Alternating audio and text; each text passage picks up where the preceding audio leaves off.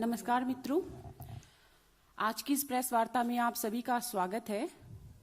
आज भारतीय जनता पार्टी महिला मोर्चा की राष्ट्रीय पदाधिकारियों की बैठक संपन्न हुई है, कार्यकारिणी आज संपन्न हुई है और उसी के निमित्त हमारे बीच में मंच पर उपस्थित हैं माननीय सांसद और राष्ट्रीय महामंत्री महिला मोर्चा इंदु गोस्वामी जी। उनके बाईं तरफ दीप्ति रावत जी और दाईं तरफ सुप्रीत कौर जी।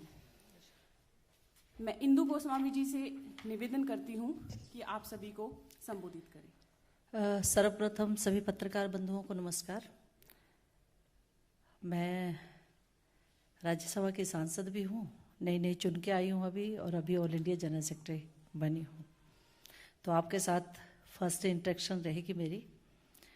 आज जैसे कि विदित है, हमारी राष्ट्रीय पदाधिकारियों की जो नई टीम बनी है, हमारी राष्ट्रीय अध्यक्षा बंथी श्रीनिवासन जी हैं, अभी विधायक भी हैं, और उनके सानिध्य में फर्स्ट बैठक जो हमारी पदाधिकारियों की और स्टेट प्रेसिडेंट्स की हुई है। छोटी सी बैठक थी, सिर्फ राष्ट्रीय पदाधिकारी और प्रदेश के महिला मोर्चा के सभी अध्यक्ष इसमें उपस्थित थे। इसमें 3-4 सत्रों में हमारी बैठक का समापन हुआ। इसका उद्घाटन हमारे सम्माननीय राष्ट्रीय अध्यक्ष श्री जगत प्रकाश नड्डा जी ने किया। उन्होंने महिला मोर्चा को उनकी आने वाले समय में क्या भूमिका रहेगी, महिला मोर्चा के रूप में, भारतीय जनता पार्टी के कार्यकर्ता के रूप में किस तरह से आगे के हमारे आने वाले प्रोग्राम होंगे, और किस तरह हम केंद्र सरकार की नीतियों को, जहाँ जहाँ प्रदेशों में हमारी सरकारें हैं, उनके जो कार्यक्रम हैं, नीतियाँ हैं, निर्णय हैं, और साथ में हमारे देश के प्रधानमंत्री द्वारा महिलाओं से संबंधित जो विशेष रूप से योजनाएं चलाई हैं, उनको किस तरीके से हमने आगे ग्रास रूट पे लेके जाना है, और किस तरीके से हमने भारतीय जनता पार्टी की मुख्य धारा में देश की अधिक से अधिक महिलाओं को अपनी विचारधारा के साथ जोड़ना है, उस पर राष्ट्रीय अध्यक्ष जी का मार्गदर्शन हम लोगों को मिला। दूसरा सत्र हमारा जो था राजनीतिक प्रस्ताव का सत्र था, और राजनीतिक प्रस्ताव में हमारी बहनों ने आपके पास उसका राजनीतिक प्रस्ताव की कॉपी शायद दे दी, मेल कर देंगे आपको। तो राजनीतिक प्रस्ताव था। तीसरा सत्र जो हमारा रहा वो हमारे ऑल इंडिया जो मीडिया प्रभारी हैं अमित मालवीय जी, उन्होंने महिलाओं को जानकारी दी कि सोशल मीडिया में और उसमें अपनी भागीदारी कैसे अधिक से अधिक पार्टिसिपेशन उसमें करनी है, ट्विटर हैंडलिंग से लेके, फेसबुक से लेके, व्हाट्सएप से लेके, और किस तरह सरकार की नीतियों का प्रचार प्रसार हम ग्रास रूट पे कर सकते हैं, उसके बारे में महिलाओं को जानकारी दी। और अंतिम सत्र जो है हमारे all India general secretary Shri Dushyant ji का था, जो हमारे सभी मोर्चों के प्रभारी भी हैं, उनसे महिलाओं के वही भूमिका को लेकर उनका मार्गदर्शन प्राप्त हुआ।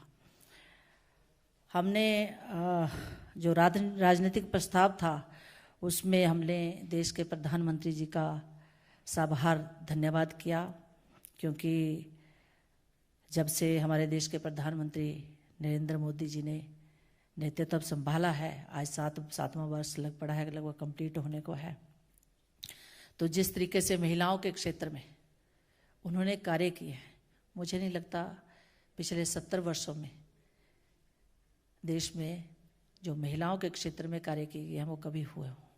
क्योंकि अच्छा लगता है जब प्रधानमंत्री जी ये कहते हैं कि किसी भी देश या राष्ट्र का तब तक उत्थान या विकास हम नहीं कर सकते जब देश की आधी आबादी का हम लोग विकास नहीं करेंगे, उसके उत्थान के लिए हम कार्यक्रम और योजनाएं नहीं चलाएंगे। और एक और बात उनकी जो मुझे बहुत अच्छी लगती है, वो जो इन्होंने एक हर जगह कहते हैं और उस सपने को उन्होंने लगभग साकार भी किया है कि भारत की महिला को सिर्फ विकास से नहीं जोड़ना है, विकास के लिए तो बहुत सारी योजनाएं कार्यक्रम चले हैं। महिला को निर्णय प्रक्रिया में किस तरीके से भागीदार बनाना है, उसके लिए उन्होंने काम किया है और उसके पीछे उनकी सोच है कि महिला विकास के साथ साथ नेतृत्व वाला विकास भी हो, महिला में नेतृत्व करने की क्षमता भी पैदा हो, चाहे वो ग्रामीण स्तर पर हो, चाहे शहरी स्तर पर हो, चाहे राजनीतिक स्तर पर हो, चाहे सामाजिक स्तर पर हो। और इसके लिए सिर्फ भाषण तक ही ये कार्यक्रम और योजनाएं सीमित नहीं हैं। बहुत सारे कार्यक्रम जो पहली बार चले हैं उन कार्यक्रमों से सचमुच महिलाओं को स्वावलंबी होने में बहुत अग्रणी भूमिका, स्वावलंबी करने में बहुत अग्रणी भूमिका हमारी सरकार ने निभाई है। और कार्यक्रम ऐसे चलाए गए पहली बार जिसमें बाल्यावस्था वाली बालिका के उत्थान के लिए भी, जब वो युवावस्था में होती है उस बालिका का भी ख्याल रखा गया और नारी काल का भी ख्याल रखा गया। सुकन्या समृद्धि योजना का हम अगर जिक्र यहाँ करें तो युवावस्था को ख्याल रखते हुए ये सुकन्या समृद्धि चलाई गई, ताकि जो लड़कियाँ जिनको खोख में जन्म लेते ही मार दिया जाता था, और मुझे लगता है ये जो सुकन्या समृद्धि योजना है, क्योंकि मैंने विधानसभा के इलेक्शन भी लड़ा है तो मैं ग्रास रूट में महिलाओं के साथ काम करती हूँ, ग्रामीण क्षेत्र से आती हूँ, तो मुझे मालूम है कि पहले समाज की सोच एक लड़की के पैदा होने पर कैसी थी, और अब जो ये बेटी बचाओ बेटी पढ़ाओ अभियान जो चलाया, जिसके साथ सुकन्या समृद्धि योजना को जोड़ा गया, उसने सचमुच ये सिर्फ मात्र अभियान बनकर नहीं रहा है, अब इसने समाज की जो महिलाओं के प्रति सोच थी उसको बदलने में बहुत महत्वपूर्ण भूमिका निभाई है। बहुत सारी योजनाएं हमारे प्रधानमंत्री जी ने महिला उत्थान के लिए चलाई हैं और उसके आंकड़े हमेशा आपके पास आते रहते हैं, लेकिन मैं फिर भी देना चाहूँगी क्योंकि उन आंकड़ों से पता लगता है। मानो प्रधानमंत्री आवास योजना, कितनी ये जो प्रधानमंत्री आवास योजना है, मातृवंदना योजना है, जन धन योजना है, उज्ज्वला योजना है, या फिर अटल पेंशन योजना है, मुद्रा बैंक योजना है, सारी योजनाएं कहीं ना कहीं महिलाओं के साथ जुड़ी हुई हैं। और मेरा तो मानना है कि अगर कहीं किसी गरीब परिवार के पास अपना आवास नहीं होगा तो इसकी सबसे ज़्यादा सजा किसको होती है? एक महिला को होती है, क्योंकि पति तो थोड़ी देर के लिए बाहर भी चला जाएगा, अपना सामाजिक कार्य करने भी चला जाएगा, लेकिन महिला, अगर किसी महिला का मकान कच्चा है और छत से पानी टप टप गिरता है तो ये एक माँ या बेटी के रूप में या एक पत्नी के रूप में एक महिला ही जानती है कि उसको कितनी समस्याओं का सामना करना पड़ता है। वैसे ही हमारी जो उज्ज्वला योजना चलाई गई, शहरी क्षेत्रों में तो शायद पता ना चले, लेकिन जिस ग्रामीण क्षेत्र से मैं आती हूँ मैंने देखा है। अभी आपने देखा होगा कि प्रधानमंत्री जी ने जो हमारी महिला मोर्चा ने भी लिया पोषण अभियान, तो मैं इसको कहीं ना कहीं यहाँ भी देखती हूँ कि पोषण अभियान तो हम चला लेंगे, महिलाएं पोषित भी हो जाएंगी, लेकिन एक पोषित महिला को अच्छा खाना मिल जाएगा, अच्छे फ्रूट मिल जाएंगे, लेकिन उसके पास अगर चूल्हा गैस नहीं होगी, वो जंगल से लकड़ी बीन के लाएगी, फिर उस चूल्हे में आग जलाएगी और उसके फेफड़ों में वो धुआं जाएगा, तो वो महिला चाहे जितनी मर्जी सुदृढ़ हो वो कहीं ना कहीं बीमार हो जाएगी। इसलिए मुझे लगता है ये योजनाएं जितनी भी चलाई हैं ये महिलाओं के विकास में एक नींव पत्थर साबित हुई, क्योंकि जिस महिला का जो महिला खुद अगर विकसित होती है तो उस महिला का परिवार विकसित होता है। अगर महिला कहीं अपने आप को पिछड़ी महसूस करती है, जैसे आज पोषण अभियान चलाया, प्रधानमंत्री जी की एक सोच थी कि पोषण अभियान को एक ग्रास रूट तक का अभियान मनाया जाए। वो किस लिए? क्योंकि इंडिया में हर दूसरी महिला जो है वो उसमें आयरन की कमी है, पोषण की कमी है। छोटे बच्चों का तो अलग ले लो, बुजुर्ग लोगों का अलग ले लो, लेकिन भारतीय परिवेश में हर दूसरी महिला कहीं ना कहीं उसमें आयरन की कमी पाई जाती है। तो ये पोषण, जो माँ अपने परिवार को चलाती है, जिसकी दिनचर्या 5 बजे सुबह उठकर और शाम के 12 बजे तक खत्म होती है, वो अगर स्वयं पोषित नहीं होगी तो वो अपने परिवार को पोषित कैसे करेगी। अगर परिवार पोषित नहीं होगा तो समाज पोषित नहीं होगा, और समाज पोषित नहीं होगा तो वो राष्ट्र भी पोषित नहीं होगा। तो इस तरीके से हम लोग अपने प्रधानमंत्री जी का आज धन्यवाद किया है कि उन्होंने महिलाओं के क्षेत्र में जिस तरीके से एक अलग तरीके की योजनाएं, जिसके बारे में पिछले 70 वर्षों में नहीं सोचा गया, वो कार्यक्रम योजनाएं चलाई, तो उनको महिला मोर्चा की तरफ से हम सब ने साधुवाद दिया है, उनका धन्यवाद दिया है। और वो जो महिला मोर्चा को जिस तरीके से वो राष्ट्रीय स्तर पर और अपने सामाजिक, राजनीतिक और आर्थिक रूप से जिस तरीके से सुदृढ़ता की ओर ले जा रहे हैं, मुझे लगता है आने वाले समय में देश की आधी आबादी निश्चित रूप से, चाहे वो सामाजिक क्षेत्र हो, चाहे राजनीतिक क्षेत्र हो, चाहे आर्थिक क्षेत्र हो, उसमें अपनी भागीदारी सुनिश्चित करते हुए समाज की मुख्य धारा में बहुत बड़ी भूमिका निभाएगी। कुछ कार्यक्रम महिला मोर्चा ने लिए हैं जो हम लोगों ने तय किए हैं, और उसमें सबसे पहला जो कार्यक्रम हम लोगों ने शुरू किया वो फ्रंट वॉरियर्स को लेके किया। जो फ्रंट कोरोना वॉरियर्स जो महिलाएं रही हैं, क्योंकि आपको पता है इस संकट काल में अगर सबसे ज़्यादा फ्रंट वॉरियर्स के रूप में, फ्रंट लाइन वर्कर्स के रूप में, चाहे वो आशा वर्कर्स हो, आंगनबाड़ी वर्कर्स हो, चाहे नर्सिज हों, चाहे डॉक्टर्स हों, चाहे पुलिस और डिपार्टमेंट में, सब डिपार्टमेंट में काम करने वाली महिलाएं हों, और मेरा मानना है ग्रामीण क्षेत्रों में तो जहाँ हेल्थ सर्विसेज आपकी पुअर है, वहाँ पे सबसे ज़्यादा काम अगर किसी ने किया है तो आशा वर्कर्स और आंगनबाड़ी वर्कर्स ने किया है। तो ये फ्रंट वॉरियर्स को महिला मोर्चा जो है सम्मानित करेगा। 22 अगस्त को जब हमारा रक्षाबंधन का दिवस होगा, पूरे ऑल इंडिया लेवल पर हर प्रदेश में महिला मोर्चा जो है इन फ्रंट वॉरियर्स को हम लोग उनको सम्मानित करने वाले हैं। दूसरा कार्यक्रम हम लोगों ने लिया है पोषण अभियान, जो मैंने पहले ही कहा, जिसमें हमारी भारत सरकार ने 9,046 करोड़ रुपए का बजट जो है वो शुरुआती रूप में दिया है।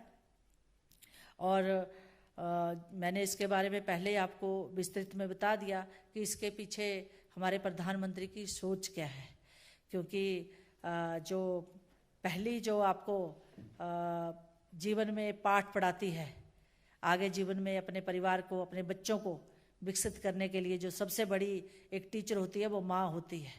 और महिलाएं जो कि समाज में, सामाजिक फ्रंट पर, पारिवारिक फ्रंट पर और प्रोफेशनल फ्रंट पर आज महत्वपूर्ण भूमिका निभा रही हैं। अगर वो कहीं उनके पोषण की उनके शरीर में कमी पाई जाती है तो वे अपने सुचारू रूप से काम नहीं कर पाती हैं। तो इस पोषण अभियान में बूढ़े, बच्चे और महिलाएं विशेष रूप से शामिल की गई हैं। इसको जन जन तक पहुंचाना, इसके लिए महिला मोर्चा जो है एक अभियान की शुरुआत करेगा, और इसको प्रदेश स्तर से लेकर राष्ट्रीय स्तर तक इस अभियान को हम ग्रास रूट तक लेके जाएंगे। इसमें हम आंगनबाड़ी वर्कर्स, आशा वर्कर्स, पंचायत प्रतिनिधियों के साथ वहाँ के लोकल जो प्रशासनिक अधिकारी हैं, BDOs वगैरह, महिला मंडल, सेल्फ हेल्प ग्रुप्स, इन सब को साथ लेकर हम इस कार्यक्रम को चलाएंगे, जो कि प्रधानमंत्री का सपना है कि 2022 तक कुपोषण मुक्त भारत हो। उसको साकार करने के लिए भारतीय जनता पार्टी महिला मोर्चा बहुत बड़ी भूमिका निभाने वाली है, और हमें पूरी आशा है कि महिला मोर्चा इसको जन जन तक लेके जाएगा, और इस कार्यक्रम को हम लोग इसको 2022 तक हम भारत को कुपोषण मुक्त करेंगे। और तीसरा कार्यक्रम जो महिला मोर्चा ने लिया है वो आपको पता है कि हम 75वीं वर्षगांठ 75th एनिवर्सरी हम इंडिपेंडेंस की मनाने जा रहे हैं। उसके लिए हम एक कार्यक्रम जो है, जो ऑलरेडी प्रधानमंत्री जी ने 15 अगस्त को लाल किले से जिसकी लॉन्च कर दिया था इस कार्यक्रम को, और इस कार्यक्रम को हम लोगों को 15 अगस्त 2022 से लेकर 15 अगस्त 2023 तक चलाना है। लेकिन हमने ऑलरेडी 15 अगस्त 2022 से पहले ही 75 सप्ताह 75 वीक्स अर्लियर हम लोगों ने इस कार्यक्रम को चला दिया है। इस कार्यक्रम को 12 मार्च को लॉन्च किया गया था, गुजरात में लॉन्च किया गया था। और गुजरात में लॉन्च करने के पीछे इसका जो गुजरात में लॉन्च किया था, लाल किले से नहीं, गुजरात में लॉन्च किया गया था। और इसके पीछे एक विशेष कारण था। विशेष कारण था, आपको पता है कि 12 मार्च 1930 को राष्ट्रपति महात्मा गांधी जी ने सत्याग्रह आंदोलन की शुरुआत की थी और 2020 में 91 ईयर्स पूरा होने पर प्रधानमंत्री जी ने साबरमती आश्रम से अमृत महोत्सव की शुरुआत की और अहमदाबाद से लेकर आपका साबरमती आश्रम तक आपको पता है पदयात्रा का संचालन किया गया। बहुत सारे लोगों ने, बहुत सारे बुद्धिजीवियों ने, समाज के में अग्रणी भूमिका निभाने वाले लोगों ने इसमें भाग लिया था। इसके पीछे एक सोच है प्रधानमंत्री जी की, उसके बारे में भी हम लोगों को जानना चाहिए। इसका कारण जो प्रधानमंत्री ने बताया था उसी को मैं रिपीट कर रही हूँ कि नमक भारत की आत्मनिर्भरता का प्रतीक था। अंग्रेजों ने भारत के मूल्यों के साथ साथ इस आत्मनिर्भरता को भी कहीं ठेस पहुंचाई थी। तो ये जो अमृत महोत्सव हम 12 मार्च से शुरू किया गया, इसके पीछे एक सोच है कि हमारा भारतवर्ष जो फिर आत्मनिर्भर बने, हम लोगों में अपने राष्ट्र के प्रति जो है वो प्यार की भावना जाके, हम पैट्रियोटिक हों और साथ ही साथ आत्मनिर्भर भारत का जो हमारा सपना है उसको साकार करने की दिशा में हम लोग बढ़ें। इसलिए ये महोत्सव जो है 15 अगस्त 2020 से लेकर 15 अगस्त 2023 तक चलेगा। इस महोत्सव को महिला मोर्चा भी इसमें बढ़ चढ़कर भाग लेने वाला है। प्रधानमंत्री जी का जो आत्मनिर्भर भारत का सपना है उसको साकार करने में महिला मोर्चा भी अपनी बहुत सारी महत्वपूर्ण भूमिका इसमें निभाएगा। इसमें हम लोगों ने तय किया है कि वृत्त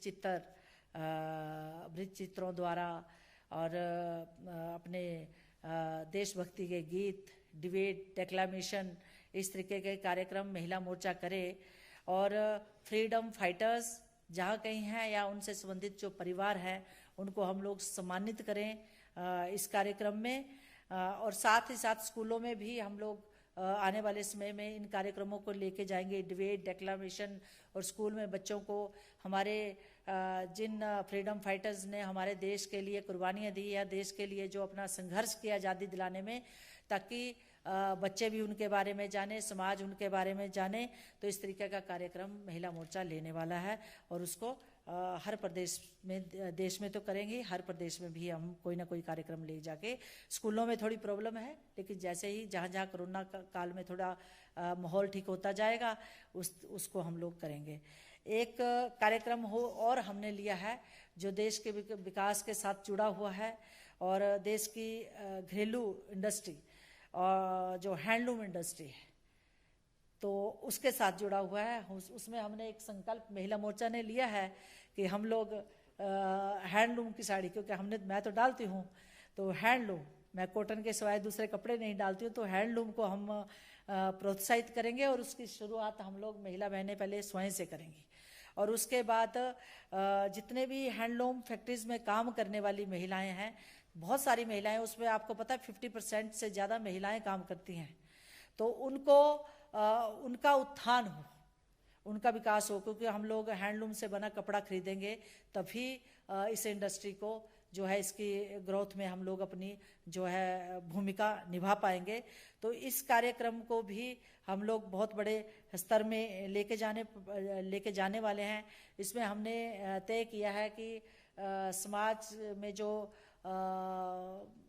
महिला चाहे वो एनजीओ चलाती है, चाहे डॉक्टर्स हैं, चाहे फ्रीडम फाइटर्स हैं, जो भी समाज में अग्रणी भूमिका निभाती हैं, जिन्होंने बहुत अच्छा काम किया है समाज में, चाहे कोरोना काल है या इससे पहले है, उन महिलाओं को हम लोग हैंडलूम से बनी हुई चीज़ें देंगे, चाहे वो साड़ी है, चाहे सूट है, इस तरीके का, और साथ में प्रोत्साहित भी करेंगे। इसको करने के लिए महिला मोर्चा जो है बहुत बड़ा एक अभियान चलाएगा। बाकी और कार्यक्रम भी आने वाले समय में आप लोगों के समक्ष महिला मोर्चा की तरफ से आएंगे। तो मैं सिर्फ इतना ही कहना चाहती हूँ कि महिला मोर्चा ने ये 4-5 कार्यक्रम लिए हैं और आप सब छोटी सी उसमें, क्योंकि हम लोग तो फर्स्ट टाइम मिल रहे हैं, तो आप सब लोग आए और आपने हम लोगों को सुना, तो आपका बहुत बहुत धन्यवाद। आप सभी आप अच्छा हाँ, इस विषय से संबंधित अगर कोई भी प्रश्न है तो आप पूछ सकते हैं। जब भी इस तरह की बैठक होती है अलग अलग मोर्चों की, ऐसे समय होती है जब चुनाव कई राज्यों में हो, तो महिला पदाधिकारियों की भूमिका क्या हो, इस तरह से पार्टी की महिला कार्यकर्ताओं को एक एक्टिव रोल निभाना, इस पर भी क्या चर्चा हुई है? क्योंकि मोर्चा की बैठक है और चुनाव 5 राज्यों में। जी, आपका प्रश्न ले लिया मैंने शैलेंद्र जी, थैंक यू। इसमें बहुत विस्तृत चर्चा हुई। मैंने पहले ही बताया कि आपको पता होगा कि वैसे तो इस विषय में चर्चा, क्योंकि महिला मोर्चा खास करके भारतीय जनता पार्टी महिला मोर्चा सिर्फ चुनावों के दौरान अपनी भूमिका नहीं निभाता है। आपने कोरोना काल में देखा होगा, अगर किसी भी पार्टी के संगठन में अगर सबसे अहम भूमिका कोरोना काल में घर घर मास्क पहुंचाना हो, अनाज पहुंचाना हो, इवन तक हमारी महिला मोर्चा की महिलाओं ने कुछ प्रदेशों में तो खाना भी खुद बना के कोरोना पीड़ित परिवारों को बांटा है। मैं जहाँ प्रदेश में रहती हूँ, जहाँ जिस क्षेत्र से मैंने चुनाव लड़ा विधानसभा का, हम लोगों ने तो कोरोना वॉरियर्स के घरों में जाके भी खाना पहुँचाया।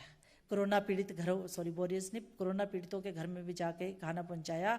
और साथ ही साथ अगर किसी की कोरोना काल में डेथ हुई तो इवन तक महिला होने के नाते भी हम लोग वहाँ भी उसकी जब दाह संस्कार हुआ हम लोग वहाँ गए हैं। तो सिर्फ ये भारतीय जनता पार्टी के कार्यकर्ताओं ने, नेताओं ने किया है और इसमें महिला मोर्चा ने बहुत अग्रणी भूमिका निभाई है। जब देश में मास्क की बहुत ज़्यादा कमी थी, जब एकदम भयावह स्थिति त्रासदी ये आ गई थी, तो मुझे लगता है एक महिला मोर्चा भारतीय जनता पार्टी का था जिसने आगे बढ़कर प्रदेश और देश में मास्क बांटे। सबसे पहले घरों में कपड़े से मास्क बनाए, क्योंकि तब आपके पास सर्जिकल मास्क या मेडिकेटेड मास्क नहीं थे। तो मुझे लगता है कि समाज को बचाने में महिला मोर्चा ने बहुत महत्वपूर्ण, महिला मोर्चा सिर्फ हमारा भारतीय जनता पार्टी का महिला मोर्चा सिर्फ चुनावों में अपनी भूमिका नहीं निभाता है। हम लोग जो हैं हमेशा अपनी भूमिका निभाने में तत्पर रहते हैं। जब भी परिवार, समाज को हमारी ज़रूरत पड़ी है, भारतीय जनता पार्टी महिला मोर्चा ने बहुत अग्रणी भूमिका निभाई है। और शैलेंद्र जी, आने वाले टाइम में भी महिला मोर्चा बहुत महत्वपूर्ण भूमिका निभाएगा। मुझे खुशी है कि इस बार जो हमारी नेशनल स्तर पर टीम बनी है, बहुत एक्टिव और इफेक्टिव टीम बनी है।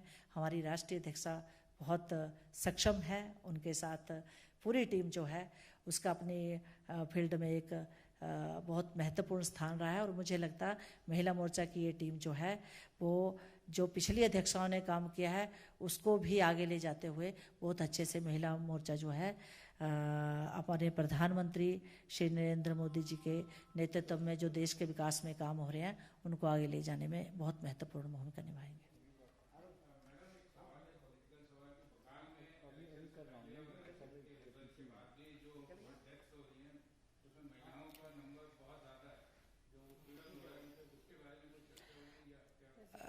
जी, चर्चा हुई, रेजोल्यूशन आपके पास आ जाएगा और समस्त महिला मोर्चा की पूरी टीम ने इसकी भर्त्सना की है। और समय आने पर हम लोगों ने इससे संबंधित जो है महिला मोर्चा कुछ आंदोलन करने के हम लोग मूड में हैं। उसके लिए हम रूपरेखा भी बैठ के बनाने वाले हैं। और जिस तरीके से देखिए, ये ममता बनर्जी भी एक महिला है, उनका सौभाग्य है, खुद तो वो जीती नहीं है, लेकिन उनका सौभाग्य है कि उनकी सरकार वहाँ सत्ता में आ गई। लेकिन चाहे वो किसी भी पार्टी का कार्यकर्ता हो, आप यहाँ बैठे हैं, किसी भी पार्टी के हो सकते हैं, आपका मौलिक अधिकार है किसी को भी मत देना। लेकिन ये मौलिक अधिकारों का अगर किसी ने भारतीय जनता पार्टी को वोट दिया, किसी ने कांग्रेस को दिया, किसी ने ममता बनर्जी की सरकार को दिया, तो इसका मतलब ये नहीं है कि जिसने दूसरी पार्टी को चुना, क्योंकि ये मौलिक अधिकार है हर व्यक्ति का। वहाँ ममता बनर्जी और उनकी सरकार जो है मौलिक अधिकारों का हनन कर रही है। इसलिए महिला मोर्चा इसकी भर्त्सना करता है और अगर ऐसा ही चलता रहा तो महिला मोर्चा आंदोलन करने पर बाध्य होगा, ये हमारा कहना है। नहीं, अभी नहीं किया हम लोग, जो क्योंकि जनरल हमारी मीटिंग थी, उसके बाद जब हम लोग बैठेंगे पदाधिकारी अलग से, तब हम तय करेंगे इस विषय में आगे क्या करना है।